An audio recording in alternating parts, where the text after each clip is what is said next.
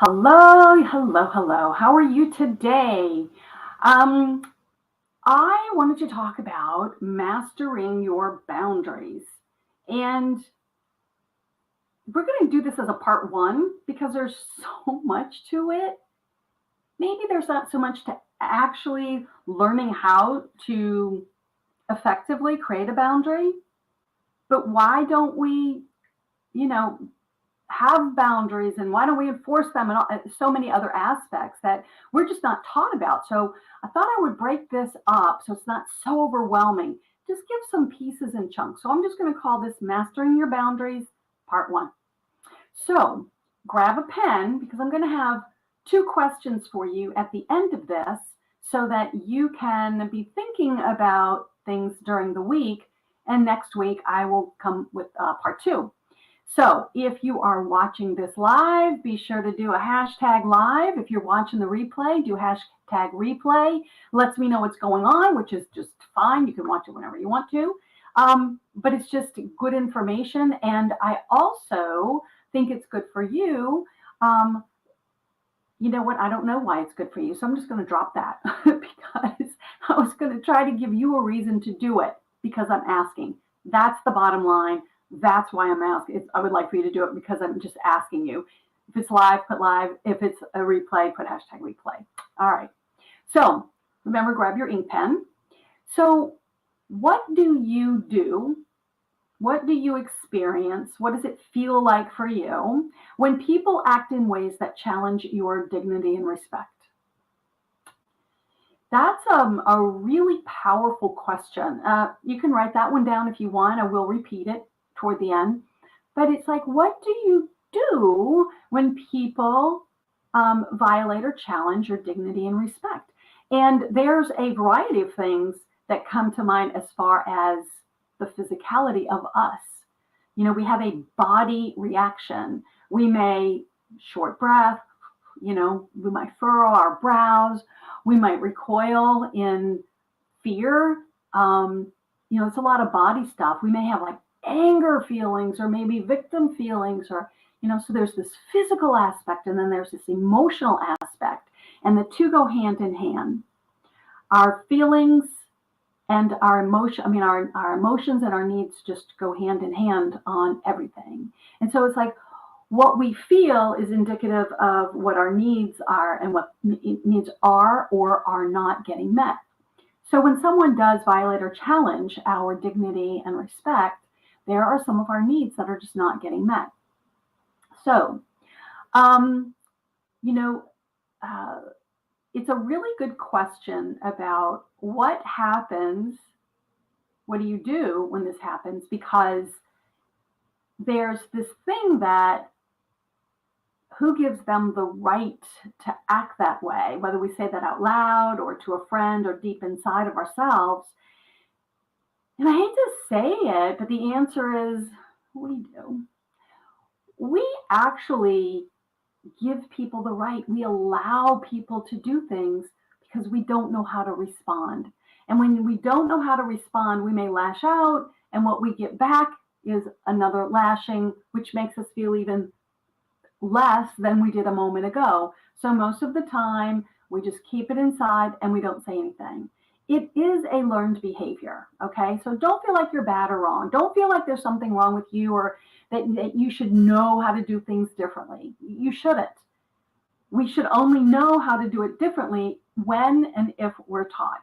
And so one of the things I'm trying to do is help bring some information into your life, help you live in a more grander way, a more aware way, and a more expansive way. Because as you learn more, you can choose which direction you want to go in. Okay? All right, so let's get to it. Why don't we set boundaries? This is what we're going to talk about. Why don't we set boundaries? The 7 different types of places that could be violated or challenged, and the importance of setting boundaries. So why don't we set boundaries? Well, mainly because we're not taught how to set boundaries. There are quite a lot of us that grew up in a household where there just wasn't boundaries. It's like, well, why shouldn't we walk in on each other when we're changing clothes? Or why shouldn't I just go grab your sweater because it fits and I want to wear it to this thing? Or, why shouldn't I be able to just walk in the bathroom if I got to go and you're just brushing your teeth? So there's a lot of boundaries that are not set in families because there's a sense in some families that just say, we're family, we should never have to set boundaries because that would like be not loving. And that's actually not true. That one we'll probably go over either in part 2 or part 3. The next one is we may not, either we don't have the respect for ourselves or we were not taught to have respect for ourselves. It's really challenging to have respect for yourself when a lot of our lineage, our mom and mom before her and before her and before her, have created this repetitive, mostly unconscious behavior pattern that we just do what the women before us did. It's like that unconscious imprinting. You go to a party and like all the women are over here and all the men are over here, and it's like, I don't think I go by the men. I mean, for me, and being a cis woman, I would just go by the women, but I didn't always feel comfortable there. I didn't like the parts that were like, I don't know, recipes and cooking. It just didn't interest me, right? Now you can go anywhere you want, but it's like if you don't know what you're supposed to do, you just kind of follow patterns that seem to be set for you. That's pretty much what I'm trying to say. You always can choose for yourself. But if the lineage that you came from sets up the situation where you're last, you shouldn't, have any expectations for yourself, it's kind of hard to find a level of self-respect when you've kind of been pushed way down. A third reason why we don't set boundaries is because we have a tendency to put other people's needs ahead of our own. Many women in our culture will say things or think things. I know I thought it for years and years and years, and I don't know if I was in another situation, like a family situation, if I might not think it again. No, I wouldn't think it that way anymore. But I used to think like, I have to take care of everyone and everything. And until, once that's done, if there's time, then I can take care of myself. And I really did that a lot, with my child, my husband, and the house, and even my work. And it was crazy challenging. And don't even want to go visit that right now. But I'm sure if I thought about it, I'd probably be really angry with myself because that's the only person I really can be angry with. But I shouldn't be angry, but just frustrated, like, wow, I can't believe I lived my life that way. But I was taught that way. You do what you're taught, unless and until you become aware of a different way of being. So the second thing I was going to talk to you about today was the 7 different types of places that people can violate our boundaries. So I'll say them kind of fast and we'll go over them a little bit. So there's emotional, body, property, space, privacy, spiritual, and then we combine 2 called time and energy. So I think, emotionally, people can say things to hurt your feelings and whatnot. Our body, I don't know about you, I have had men come up behind me. I don't even know this person, start rubbing my shoulders or put his arm around me. And it's like, what in the world are you doing? Like they had no permission, but they took permission. And I can tell you there was a number of times I didn't know how to say, don't do that or step back. Who do you think you are or whatever. I just had no idea. So they got away with it. So what did I teach them? That they can get away with it. I know if there were times where I just never went back to that place again. So we learn to navigate it, but we're not really handling it, right? And so to live that big, expansive life that we want to, where we feel like we do have some control in our lives, we have to learn certain things. This is one of those things to learn. Okay, maybe a reason that we don't, put up a fuss is we don't want confrontation with the other person, or maybe we don't want to sound pushy. Women often get called a bitch, and it's spoken in a very derogatory way. But I learned about some women that BITCH stood for Babe in Total Control of Herself. And I thought, that's awesome. I'm stealing it. And that's what I use for the rest of my life. And I know that not so long ago, someone said, you're a bitch, because I was saying, no, I'm not going to do this thing. No, because I knew that it was not right for me. Like, you're a bitch. I was like, thank you. You felt so good to say it. Try it sometime. So when we don't want to sound pushy or we're fearful of a confrontation, we have a tendency to kind of shrink in our skin, which allows the other person to have dominance and power over us. So that's not setting boundaries. That's not living in a healthy way that says we have the power. Once we learn it, we can grow the power to really kind of stand up for ourselves. And so here's the reason why it's important to set boundaries. When we don't set boundaries, people will dump on us. They will do whatever we allow them to do. So if you are, say, at work and you've got someone going, here, I'm going to give you this project to do, and you're like, I got too much to do. Yeah, well, go ahead and do it anyway. And you can't set a boundary, you're going to get stuck with that project. It better be done well, of course, right? Sometimes that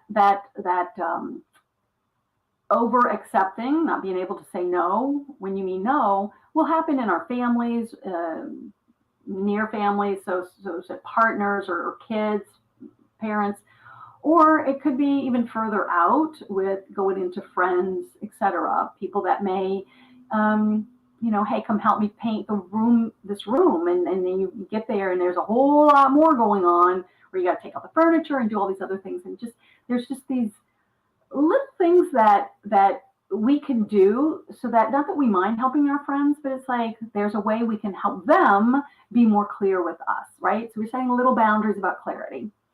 So one of the things is we want to prevent burnout on ourselves, because as I said, people will let us do whatever we allow them to do. Another reason that boundaries are important, or setting boundaries are important, is to protect our human dignity. You deserve to have boundaries. You're important. You matter, right? You matter. Not more important, but certainly not less important. Just as important as everybody else. And setting boundaries, I like to call it setting loving boundaries, because it just feels better. Like, I'm not trying to hurt anybody. I'm not trying to be the other kind of bitch, the little bitchy bitch. I really want to say, it's uncomfortable for me to do this other thing. I'm going to say no, or I'm going to ask you to stop doing a particular something. We'll go over that in just a second.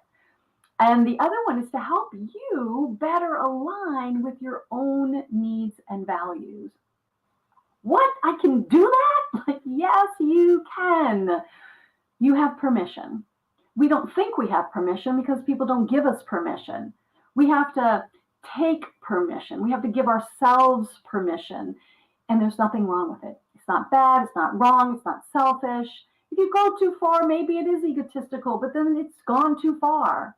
But just to take care of yourself, to have some love for yourself, and to pay attention to what your emotions and your needs are, there's nothing wrong with that. In fact, it's healthy to do that.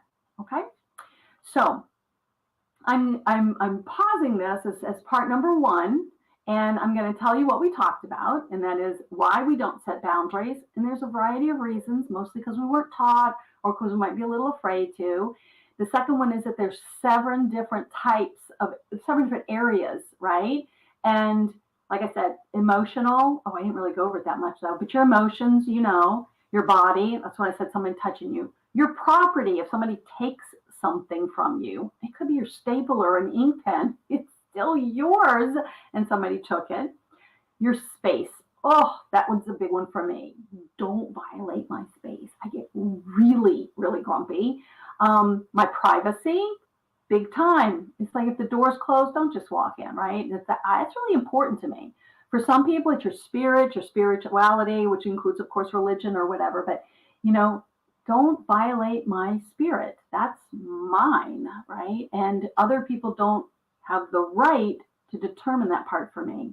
And as I said, the last one is time and energy. Those two are combined. And I can tell you, I don't know if space, privacy, time, and energy are like somehow intertwined. They seem like they are in my life.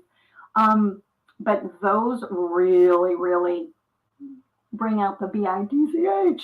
But now that I know more how to have that conversation, which I'll tell you in just a moment, it makes it a lot easier for me to put the boundary, the loving boundary in place.